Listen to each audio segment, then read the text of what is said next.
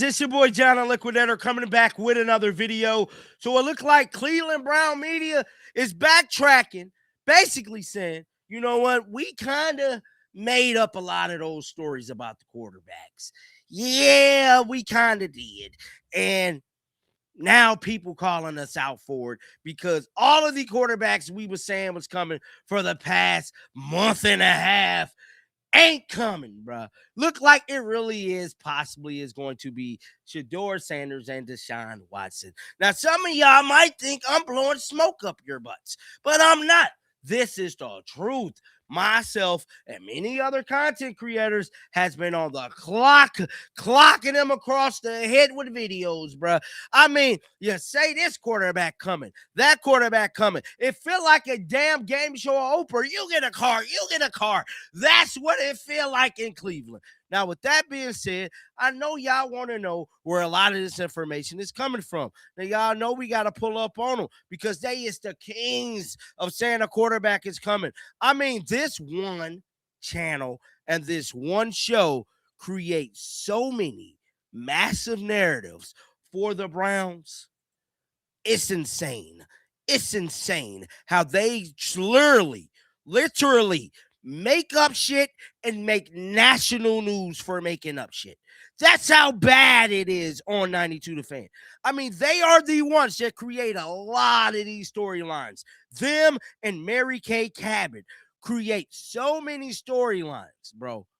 And now, since people want to call y'all out, y'all want to be like, well, you know, listen to this, y'all. I'm done talking. Andrews, did you find free agency to be a win for SHEDEUR? Did you find it to be a win for the Browns quarterback room in general? It was a huge win. I can't say for the quarterback room because they did not improve the quarterback room. So until further notice. Well, the quarterbacks in the room was probably a win for. For SHEDEUR Sanders is a massive win because let's face it, if they brought in Malik Willis, that would have been a big time loss. They didn't.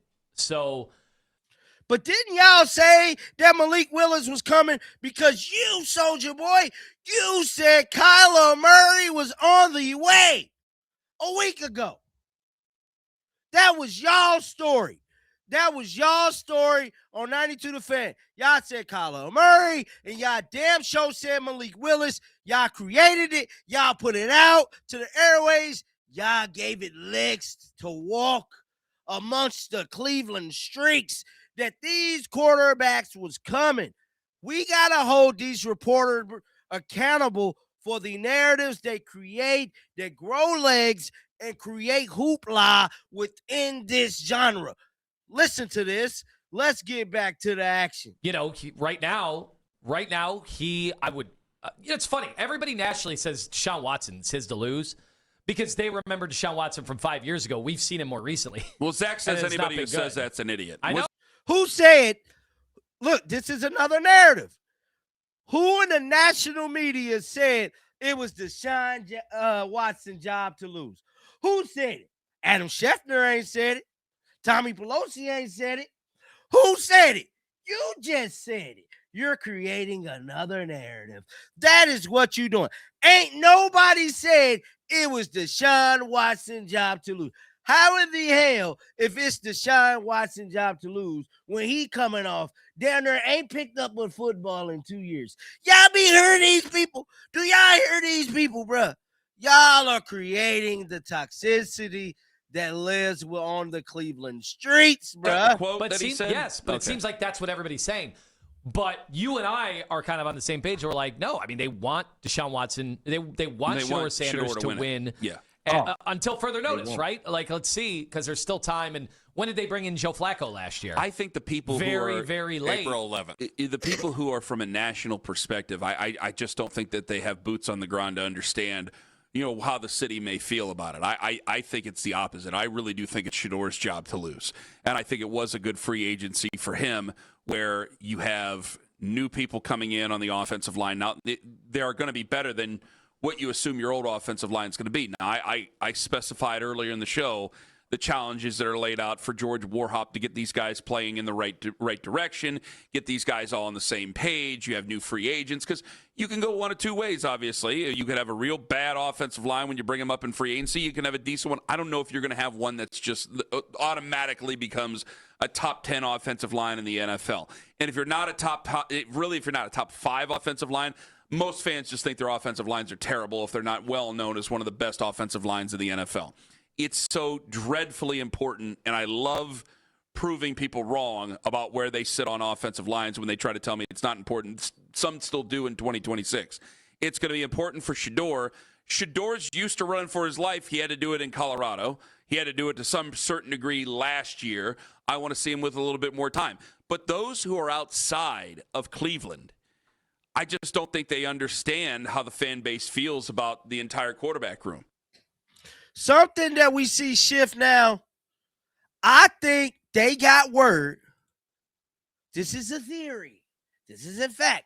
But I think 92 the fan got word that they're not getting another quarterback. So now you have to change your takes. So now y'all got to say the battle was between what we all knew it was going to be. But I can't say we all knew it was going to be between Deshaun Watson and SHEDEUR because the Browns always bring another quarterback. But for me, I think it's going to be Zach. Y'all know Zappy dude. It's gonna be Zappy dude. I still think that they're gonna trade Dylan Gabriel. I think Dylan Gabriel gone. It's gonna be Zappy, SHEDEUR, Deshaun Watson. Watch. I believe Dylan Gabriel's gonna leave. Now we got another clip that I want to show y'all, and this is about the offensive line. What did free agency do to change, if anything, to change the draft plans for the Browns? Do you think? I don't think it changed anything, Ken. I think it teed it up. And it kind of went the way I thought. They made it. Their splashes came via the trade, and 2 signings. And by splash, I mean spending a nice chunk of money on players. I have been saying from day one that I thought that offensive line, more specifically left tackle, as well as wide receiver, were the 2 positions they should or need to address in free agency, or I should say in the draft, in the first round with 6 and 24. And based on what Barry has done to this point, nothing has changed my thinking. And in fact, the one position that needs filled on the offensive line still, left tackle. That tells me that that's what they're going to be looking for in the first round of the draft. Not to say that they still can't sign somebody, but I really think that they're going to use one of the picks there. And then again, they didn't really they haven't addressed anything in the wide receiver room. That is a room that absolutely needs an infusion of talent. Again, still time to trade or sign somebody there, but I feel like they're going to bring in another young wide receiver because, again, where they are, roster building, salary cap wise, etc. I think Andrew Berry wants to, get a little younger, and then also too, in getting younger, you have a little more salary control.